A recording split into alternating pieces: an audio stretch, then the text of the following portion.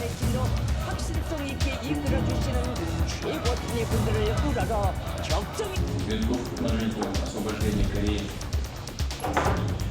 제안으로는 오늘 우리 안건의 해방 김성은 동지께서는 선물 받은 승용차의 성능을 높이 평가하시며 훌륭한 차를 선물로 받은 데 대하여 다시금 대통령 동지에게 김성은 동지께서는 먼저 새 천년기를 맞이하던 24년 러시아와 같은 강력한 국가를 전략적 동반자로 두고 있는 것은 우리에게 있어서 더없는 긍지이고 위대한 영광으로 됩니다.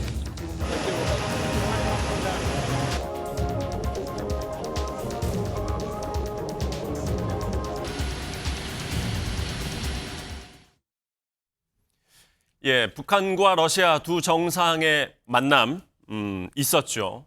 새로 나온 내용들이 있어서 이 내용 잠시 좀 짚어보고 가려고 합니다. 조금 전에 들어온 속보부터 전해드리겠습니다. 우리 정부의 발표인데요. 북러가 포괄적, 전략적 동반자 관계 맺은 것에 대해서 엄중히 우려하고 또 규탄한다는 메시지가 나왔습니다. 그리고 이뿐만 아니라 북한 군사 증강에 도움을 주는 협력 안보리 결의 위반이다. 이렇게 또 얘기를 했고요. 또 이번 조약에 우리가 따라서 우크라이나 무기 지원 문제 재검토할 것이다.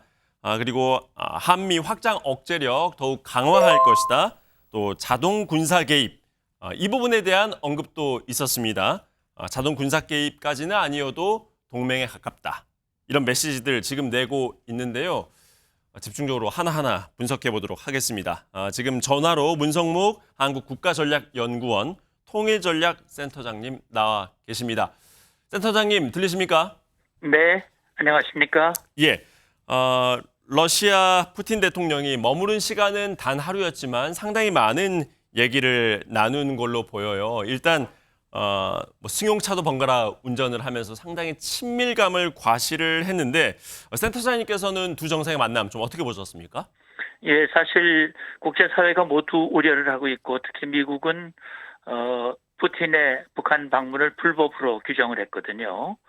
어쨌든 푸틴과 김정은은 국제사회에서 불법 행위를 저지르는 불법적인 지도자고 이 불법 지도자 간의 브로맨스 이번에 어떤 그런 합의들이 이루어졌는데 방금 정부의 발표를 들어서 아시겠습니다만 이것은 대한민국 한반도 안보뿐만 아니라 국제 평화를 깨는 매우 중대한 위협 행위다 저는 그렇게 보고 있습니다.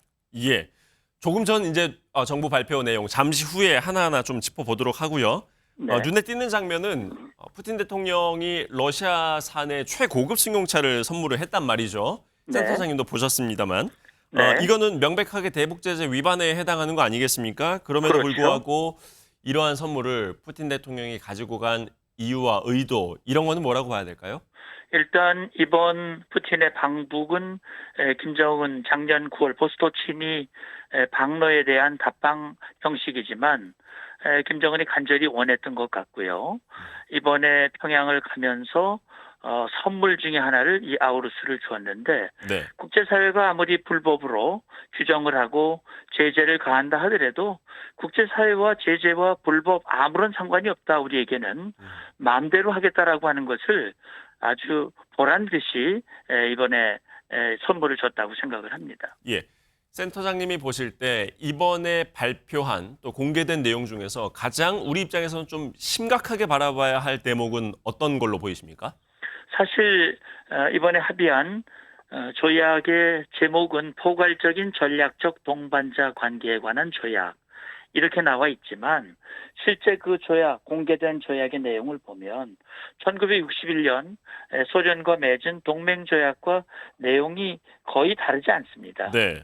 말하자면 전쟁 상태에 처하게 되면 지체 없이 자기가 보유하고 있는 모든 수단으로 군사적 기타 원조를 제공한다. 다시 말하면 직접 개입 조항이 들어가 있기 때문에 네.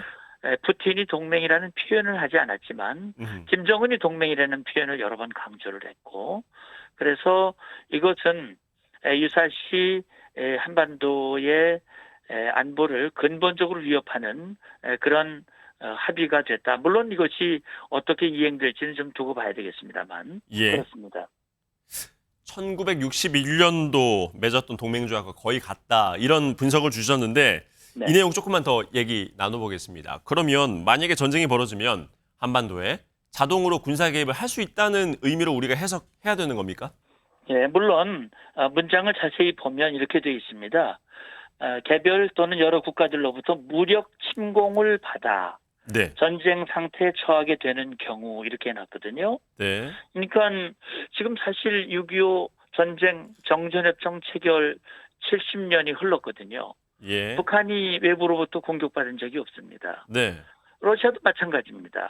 구소련 그리고 지금 구소련을 승계한 러시아 연방 외부로부터 무력 공격받은 적 없거든요. 네. 그래서 조약의 내용 자체가 이게 과연 현실에 맞는 것인가 라는 의문점이 분명히 있긴 하지만 그러나 북한과 러시아는 기만과 선전선동에 능한 그런 나라이기 때문에 무력 침공을 받지 않고 자기들이 무력을 침공을 해놓고도 마치 침공을 받았다고. 과거 6.25 전쟁이 분명히 남침인데도 북침이라고 거짓말하듯이 그런 식으로 상황을 호도해서 이것을 무력 개입에 그런 빌미, 구실로 사용할 수 있는 여지는 있다고 봐야 되겠죠. 그러니까 무력 침공을 받는 경우 이렇게 단서 조항을 내건 게 꼭 침공을 받는 경우뿐만 아니라 먼저 침공을 한 경우에도 얼마든지 자동 군사 개입이 이루어질 수 있다. 이렇게 봐야 된다는 말씀이신 거죠? 그건 러시아와 북한의 어떤 그동안의 관행 또 속성 이 행태를 봤을 때 네. 뭐 얼마든지 그럴 수 있다는 얘기죠. 예. 그러나 이제 이번에 러시아는 강조를 하고 있습니다. 이건 방어적인 의미지 공격적인 건 아니다. 네. 특정 국가를 염두에 둔 것이 아니라고 애써 방어를 하고 있지만 어쨌든 우리는 극단적인 상황을 염두에 둔 대응을 해야 되기 때문에 예.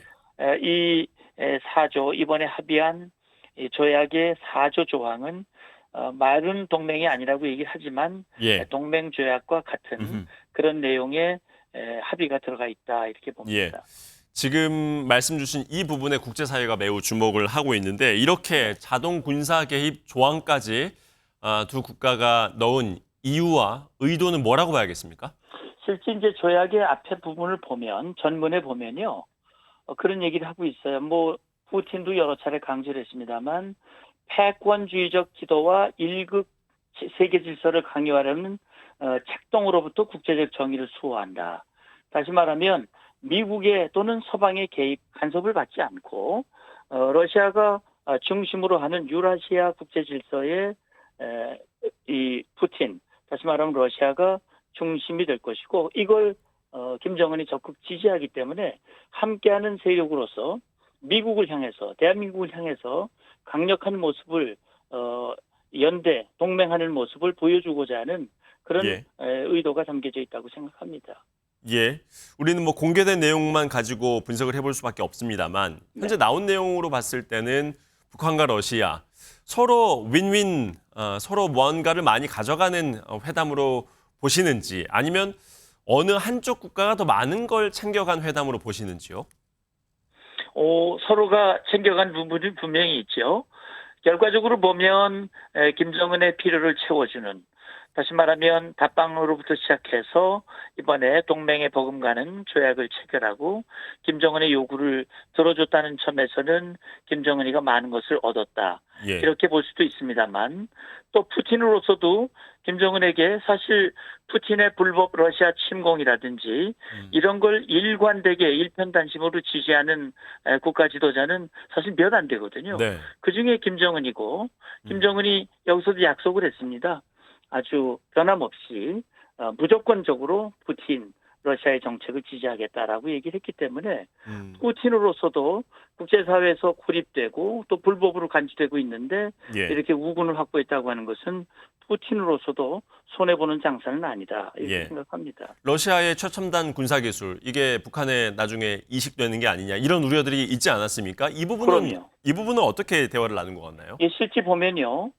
이 조약 4조에는 이제 모든 수단으로 원조를 제공하도록 돼 있고 그 앞에 있는 3조에 보면 안전 보장을 위해서 협력하도록 돼 있고요. 조성된 위험을 제거하기 위해서 협조한다. 예. 이런 표현이 들어가 있어요. 8조에도 보면 방위 능력 강화할 목적으로 공동 조치를 취한다.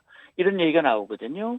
그러니까 북한의 어떤 군사 기술 또는 필요한 장비 이런 것들을 러시아가 얼마든지 제공할 수 있고 푸틴도 그걸 배제할 수 없다, 배제하지 않는다는 얘기를 공개적으로 했기 때문에 그런 부분이 지금으로서는 가장 큰 우려가 되는 것이고 미 국무부에서도 그런 불법 행위를 철저하게 차단하기 위한 조치를 취해야겠다. 그렇게 얘기한 것이죠. 예, 센터장님, 조금 전에 대통령실 브리핑이 나왔다고 해서요. 이거 듣고 바로 이어서 조금 더 분석해 보겠습니다. 네. 먼저 침략 전쟁을 일으킨 전력이 있는 쌍방이 일어나지도 않을 국제사회의 선제 공격을 가정하여 군사 협력을 약속한다는 것은 국제사회의 책임과 규범을 저버린 당사자들의 궤변이요 어불성설이다. 자, 우리도 상당히 강한 메시지를 냈습니다. 센터장님, 네. 일단 우리로서도 지금 북한과 러시아 이 두 정상 회동 내놓은 결과물에 맞춘 군사 전략이나 다른 여러 가지 전략의 수정 필요하겠죠. 어떤 전략들이 좀 필요하다고 보십니까? 예, 그러니까 일단 NSC 회의를 열고 이번 북한과 러시아의 합의에 대해서 명확하게 규탄을 했고요. 지금 아부 실장이 얘기했듯이 일어나지도 않은 상황을 가정을 해서 이렇게 규범을 맺은 것은 궤변이고 어불성설이라고 했는데 이 협정에 보면 그런 내용도 있어요. 유엔 헌장의 목적과 원칙, 기타 공인된 국제법 원칙과 규범을 충실하겠다라고 얘기를 하고 있거든요. 예. 좀 이걸 러시아와 북한에게 이걸 강력하게 요구해야 된다고 보고요. 지금 우크라이나에 무기 지원을 하지 않겠다는 우리 정부의 입장을 재검토하겠다고 하는 것은 예. 러시아로서도 최근에 푸틴이 우리에게 감사하다고 콕 집어서 얘기했는데 그 부분을 다시 짚어서 얘기한 거거든요. 저는 예. 그렇게 푸틴이 얘기한 것은 적어도 동맹으로는 가지 않고 위험한 기술을 주지 않을 걸로 봤지만 어떻게 보면 대한민국 등에 칼을 꽂은 것과는 다름이 없다. 네. 이런 차원에서 봤을 때 첫째는 북한과 러시아로부터 오는 군사 위협으로부터 우리 국민의 안전을 지키기 위한 안보 태세를 강구하는 것이 1차적이고요. 예. 나아가서 지금 불법 행위를 차단하고 그 불이익을 주기 위한 국제 공조를 강화하는 것. 이건 예. 무엇보다 중요하다고 생각을 하고요. 지금 북러의 그런 밀착에 중국이 조금 거리를 두고 있는 부분이 있어요. 네. 따라서 이 부분에 대해서 우리가 적절히 외교적 노력 예. 필요하다고 봅니다. 예. 그 한미일 아마 더 결집하는 모양새로 갈 것 같은데 중국이 아마 북중러 여기에 협력할 가능성이 있을까? 이 부분 한 30초 정도로 짧게 부탁드리겠습니다. 네, 중국이 협조할 가능성 충분히 있습니다. 왜냐하면 중국은 미국을 향한 반서방 연대의 같은 진영에 서 있기 때문에 그런 부분에서 협조를 하고 과시를 하고 있지만 그러나 중국이 처한 위치가 러시아와는 좀 다르기 때문에 그런 네. 차원에서 지금 거리를 두고 있습니다. 그런 부분을 우리가 적절히 외교안보적으로 활용할 필요가 있다고 보는 겁니다. 예, 센터장님 말씀 여기까지 듣겠습니다.